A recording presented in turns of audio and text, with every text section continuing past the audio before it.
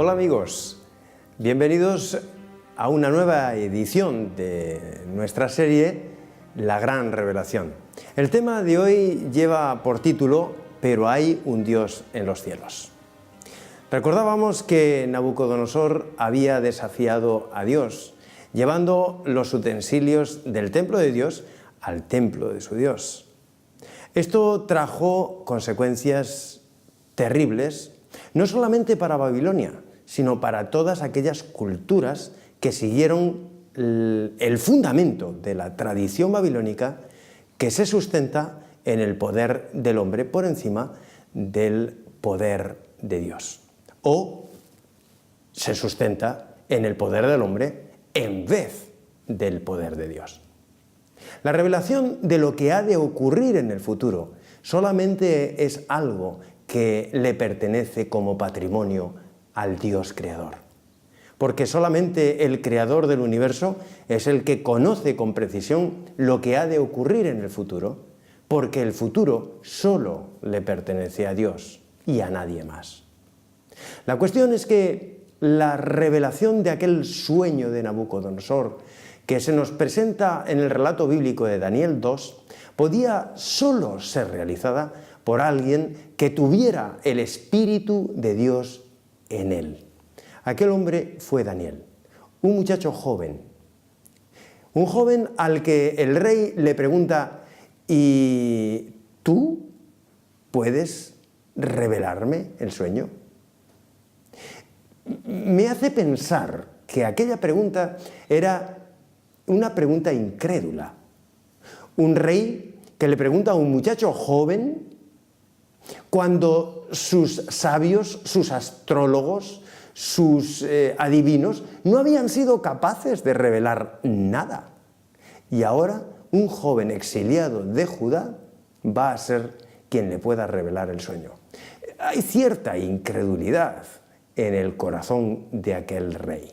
La cuestión es que en Daniel capítulo 2 y versículo 27 se nos dice en el relato bíblico que Daniel respondió: el misterio que el rey demanda, ni sabios, ni astrólogos, ni magos, ni adivinos lo pueden revelar. Pero hay un Dios en los cielos, el cual revela los misterios. Él ha hecho saber lo que ha de acontecer en los postreros días. Aquí viene una frase de Daniel que me sobrecoge. En el versículo 30 de Daniel 2, Daniel va a decir: a mí me fue revelado el misterio, no porque en mí haya más sabiduría que en otros, sino para que yo notifique al rey la interpretación y para que entiendas los pensamientos de tu corazón. De nuevo vemos a Daniel en acción. De nuevo vemos un Daniel que no confía en sus propias fuerzas. De nuevo vemos a un hombre que es capaz de comprender que la única fuente de sabiduría procede del Dios creador. Que la única fuente de seguridad posible es depender que sea el Espíritu de Dios en él para poder realizar cualquier cuestión y mucho más cuando se trataba de revelarle el futuro a un rey. Así que ahora Daniel le explica a Nabucodonosor el sueño.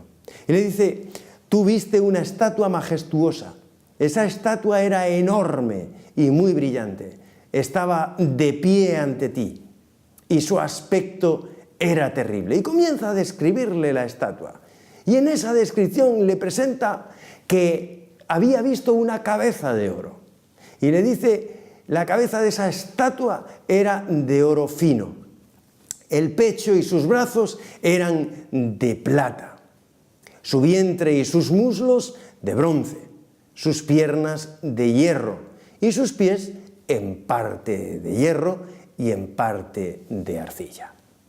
Y así vemos que la cabeza de oro correspondía a Babilonia como el primer reino. El pecho y los brazos de plata a Medo-Persia como el segundo reino. Veíamos en el programa anterior cómo los medos habían tomado el imperio babilónico. Así que vemos en la sucesión de este sueño que en efecto habían reinos que se sucedían dentro de estas imágenes de la estatua. El vientre y los muslos eran de bronce, simbolizaban a Grecia, y las piernas de hierro simbolizaban a Roma como el cuarto reino, y los pies de hierro y barro la Europa dividida. Daniel capítulo 7 y versículo 1 nos dice lo siguiente: en el primer año de Belsasar, rey de Babilonia, Daniel tuvo un sueño. Daniel dijo: vi en mi visión de noche que los cuatro vientos del cielo agitaban el gran mar, y cuatro grandes bestias diferentes, una de la otra, subían del mar. Vamos a ver la simbología profética. Es importante que tengamos clara la simbología profética para poder entender los libros de Daniel y Apocalipsis, porque cuando nosotros entramos dentro de estos simbolismos, podríamos caer en la tentación de hacer una interpretación literal y perdernos algunos elementos que son importantes. Nunca la profecía debe ser interpretada. La Biblia no ha sido escrita o inspirada por Dios para ser interpretada, sino para ser comprendida. Así que si buscamos interpretación, ha de ser la sola Escritura la que tenga la capacidad de revelarnos ese símbolo. Así que vamos a ver cómo la propia Biblia explica los símbolos. Veamos en esta diapositiva. El gran mar agitado simboliza la humanidad agitada.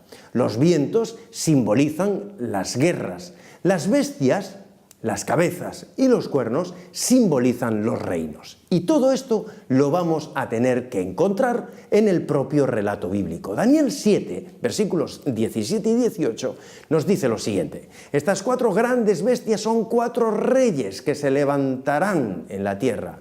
Después, los santos del Altísimo recibirán el reino y lo poseerán eternamente por los siglos de los siglos. Así que vemos un paralelismo en esta simbología que encontramos del sueño de Nabucodonosor en el capítulo 2 y la visión que tiene Daniel de las cuatro bestias de Daniel 7. Bien, Daniel 7:4 nos dice que la primera bestia era como un león y que tenía alas como de águila. Así que vemos un paralelismo simbólico entre la cabeza de la estatua de Nabucodonosor, que era cabeza de oro, y aquel león alado que simboliza a Babilonia.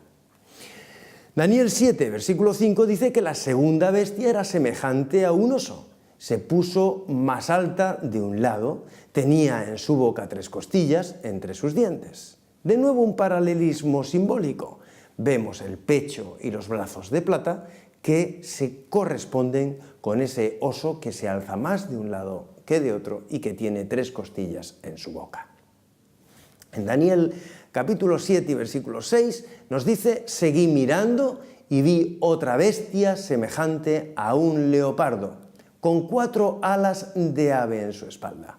Tenía 4 cabezas. De nuevo volvemos a encontrarnos una correspondencia simbólica entre lo que sería el vientre y los muslos de bronce y aquel leopardo de 4 cabezas alado. Daniel 7 y versículo 7 nos habla de una cuarta bestia espantosa, una bestia terrible y muy fuerte. Tenía grandes dientes de hierro, devoraba, destrozaba y pisoteaba las obras con sus pies. Era muy diferente de todas las bestias anteriores y tenía 10 cuernos.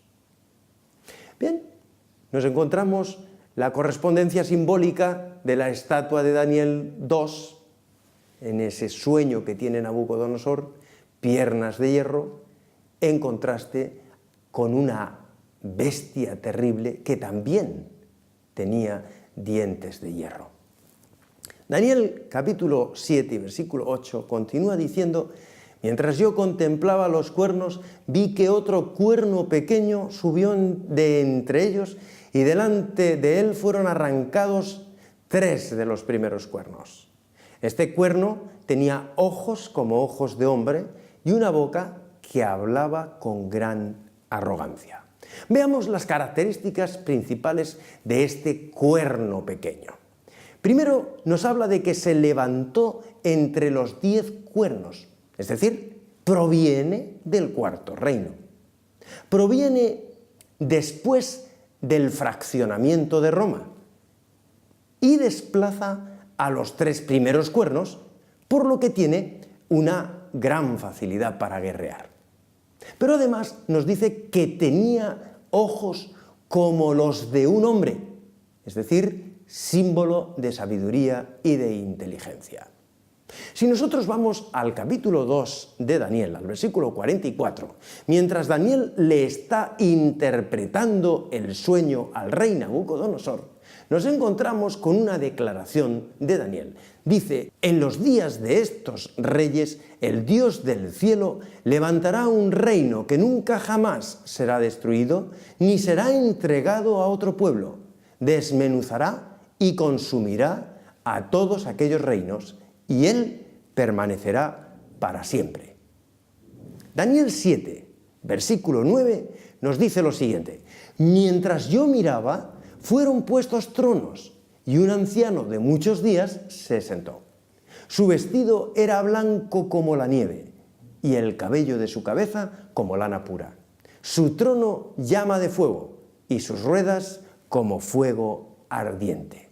Por tanto, se trata de una profecía de las que denominaremos profecías apocalípticas.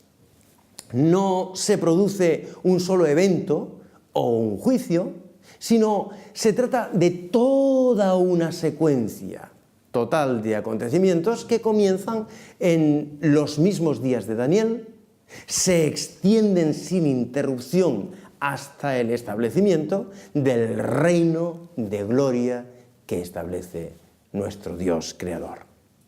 El término apocalíptico procede del griego apocalipsis, es decir, significa quitar el velo. Y Dios va a revelar los detalles de su amoroso plan para la raza humana a través de estas preciosas profecías apocalípticas. El proyecto del plan de salvación incluye por encima de cualquier situación aventurada lo que es el proyecto de Dios para que tú y yo podamos gozar con Dios por toda la eternidad. Recordamos la entrada del pecado en el mundo. Recordamos cuando la serpiente tentó a Eva y Eva por extensión hizo pecar a Adán. Ambos, con uso de su libre albedrío, se vieron privados de su condición de vida extensible eternamente, y ahora el plan profético nos es revelado para que podamos comprender que todo esto, lo que hoy vivimos como un mundo lleno de pecado, de miseria, de dolor, de sufrimiento, va a terminar, porque Dios tiene un gran plan. Tiene un plan para ti, tiene un plan para mí, tiene un plan para nosotros juntos, tiene un plan para la humanidad. Y ese plan tiene un protagonista. El protagonista no eres tú, ni soy yo. Ese plan tiene como gran protagonista a Dios hecho hombre, a Jesucristo.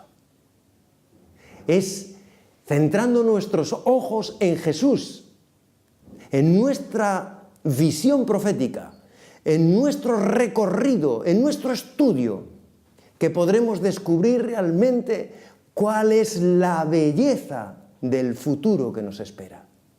No es en los acontecimientos donde vamos a encontrar la explicación del plan de Dios para el futuro.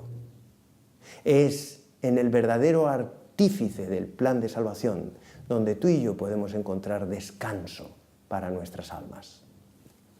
Dios inspiró las profecías y a los profetas a través de símbolos, y lo hizo precisamente para que profundicemos en el conocimiento de su significado.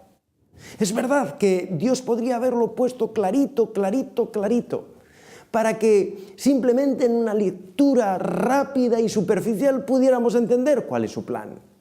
Pero el objetivo de Dios trasciende la superficialidad, porque Dios en la profecía lo que nos está presentando es algo de extrema trascendencia. Lo que Dios nos está presentando en la profecía es un programa de salvación. Es cuál es el proyecto que Dios ha definido desde la caída del hombre hasta la restauración del hombre. Las profecías pretenden dar una explicación de por qué se introdujo el mal en el mundo que no debía haberse introducido y cómo en cualquier momento de tu vida puedes salir de ese entramado de las cadenas de la esclavitud del pecado. Dios, en su plan maravilloso, te ofrece la oportunidad, a través de una visión profética clara, de encontrarte con Dios, de abrazarte a Él, de aceptar su perdón, de que se inicie todo el plan de salvación en tu vida.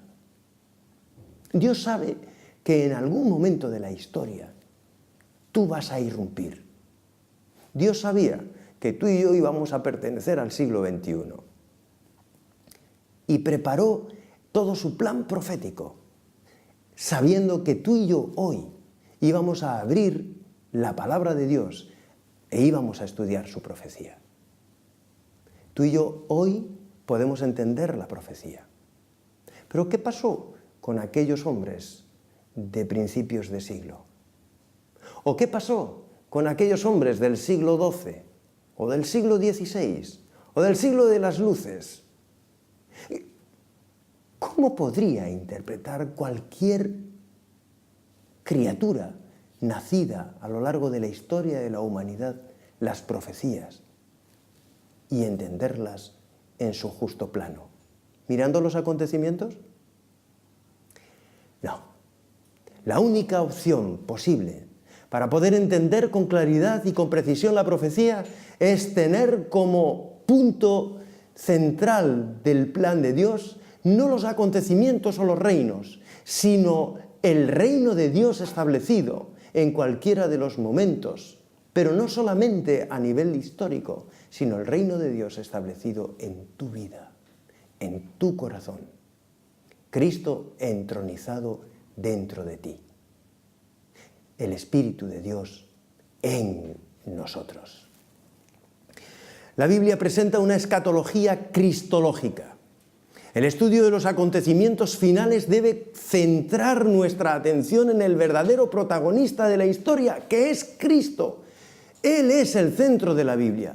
Él es el centro de la escatología bíblica. No podremos encontrar una respuesta al problema del pecado, al problema de la historia de la humanidad, este drama de las edades, si perdemos de perspectiva al verdadero protagonista de la solución del drama. Marcos capítulo 1 y versículo 15 nos dice: el tiempo se ha cumplido y el reino de Dios se ha acercado. Arrepentíos y creed en el Evangelio. Claro, de nuevo podríamos llegar a sentirnos tentados a que la Biblia se contradice, porque en Daniel 2, en esa interpretación que Daniel le hace al rey Nabucodonosor, le dice que en el tiempo de estos reyes el Dios del cielo establecerá un reino.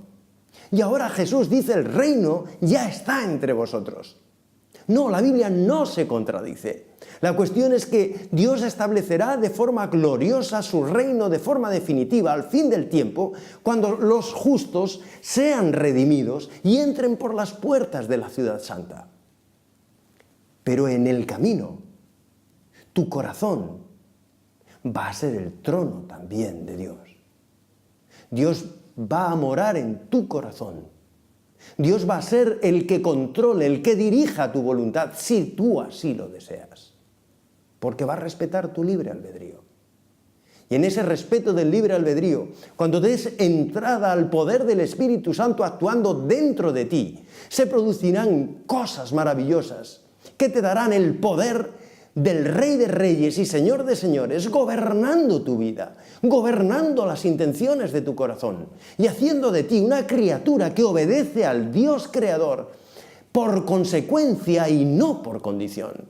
El poder de Dios dentro de ti. Lucas 4:21 dice, entonces empezó a decirles, hoy se ha cumplido esta escritura que acabáis de oír.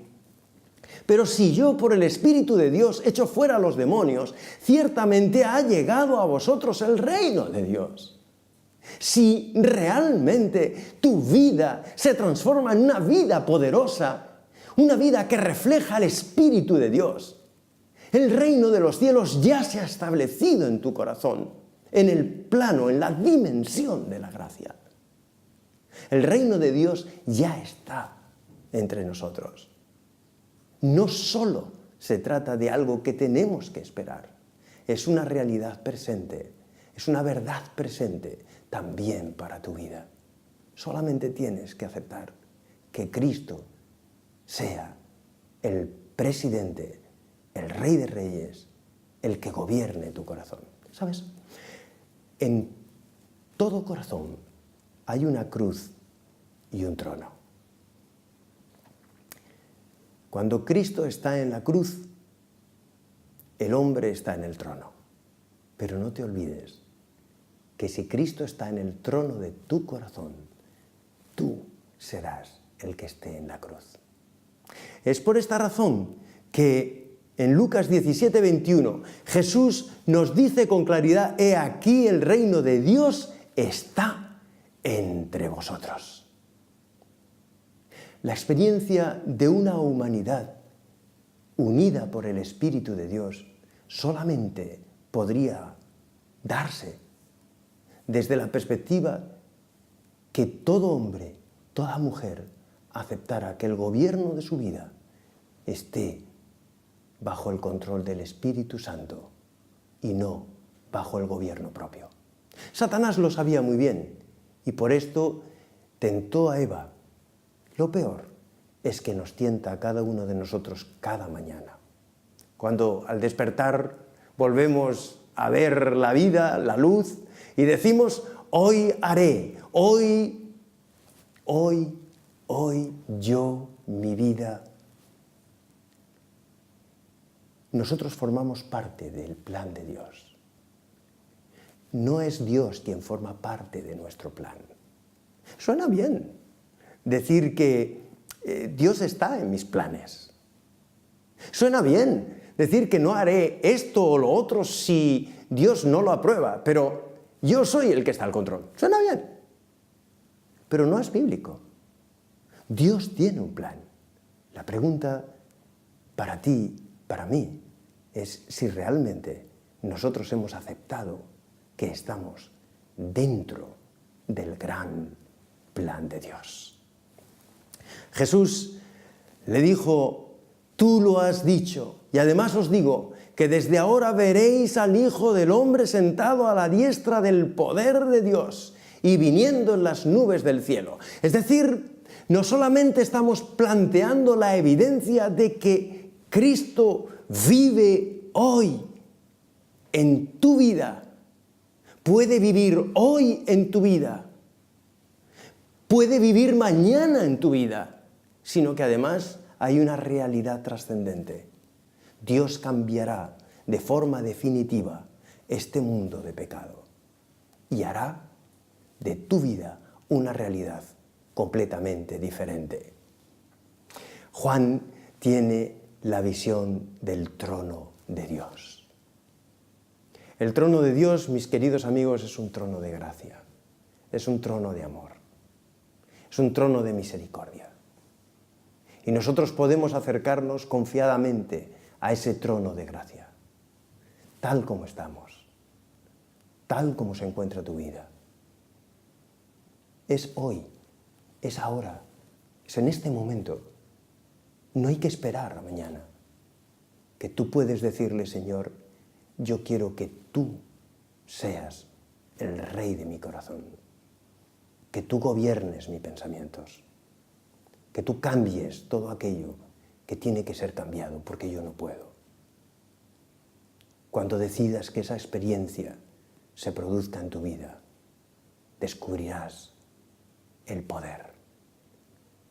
Será entonces cuando puedas testificar de Cristo de una forma sorprendente, de una forma que ni siquiera podríamos llegar a imaginar si el poder de Dios, de su Espíritu Santo, no mora en nosotros. En Apocalipsis 4:2 se nos presenta ese trono de gracia. Y vi un trono en el cielo y uno sentado sobre él. A la derecha del que estaba sentado sobre el trono vi un libro escrito por dentro y por fuera, sellado con 7 sellos. Vi de pie a un cordero como si hubiera sido inmolado, que tenía 7 cuernos y 7 ojos, que son los 7 espíritus de Dios enviados a toda la tierra. Y él vino y tomó el libro de la mano derecha del que estaba sentado en el trono. Y cuando tomó el libro, los 4 seres vivientes y los 24 ancianos se postraron ante el Cordero. Cada uno tenía un arpa y una copa de oro llena de incienso, que son las oraciones de los santos. ¿Sabéis? La gran maravilla es que cada una de nuestras oraciones llegan como incienso ante el trono de la gracia de Dios. Y ante esta realidad, el autor de la Epístola a los Hebreos nos dice en el capítulo 4 y en el versículo 16: acerquémonos pues confiadamente al trono de la gracia para alcanzar misericordia y hallar gracia para el oportuno socorro. Esta es la gran bendición. Dios tiene proyectado un plan para nuestras vidas. Es verdad, reinaremos por la eternidad, sin más dolor, sin más sufrimiento, sin más llanto, sin más muerte. Eso corresponde al futuro. Pero también hay un presente para ti y para mí hoy. Un presente real. Un presente que trasciende la realidad de los problemas, de las dificultades y de los desafíos que te está tocando enfrentar. Es posible que te sientas agobiado, agobiada, que te falten las fuerzas para seguir. Es posible que digas: basta ya, no puedo seguir ni un minuto más.